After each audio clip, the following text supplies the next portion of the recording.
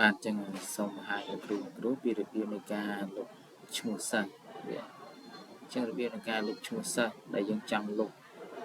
មិនថាសិស្សបោះបង់មិនថាជប់សិស្សផ្ទេឬក៏សិស្សវត្តមានច្រើនវាបោះបង់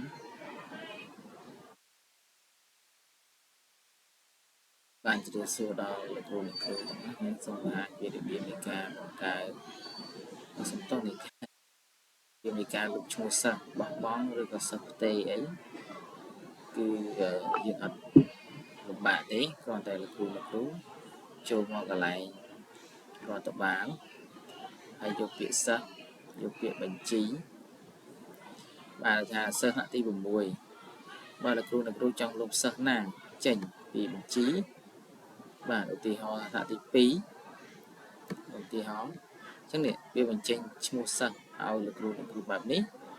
សិស្សនេះគឺសកម្មពាក្យសកម្មសិស្សមិនមករៀនជាប្រចាំតែសិស្សហ្នឹងគឺសិស្សបោះបង់ទេតែយើងរុញមកយើងច្រឡំអញ្ចឹងយើងចុចកន្លែងត្រេ3ហ្នឹងមកហើយយកពាក្យថាបដូរស្ថានភាពបាទកន្លែងបដូរស្ថានភាពនេះគឺយើងត្រូវដាក់សិស្សហ្នឹងទៅជាអសកម្មហ្នឹងមូលហេតុអីមិនមករៀនឈឺធ្ងន់ឬក៏មានធរៈ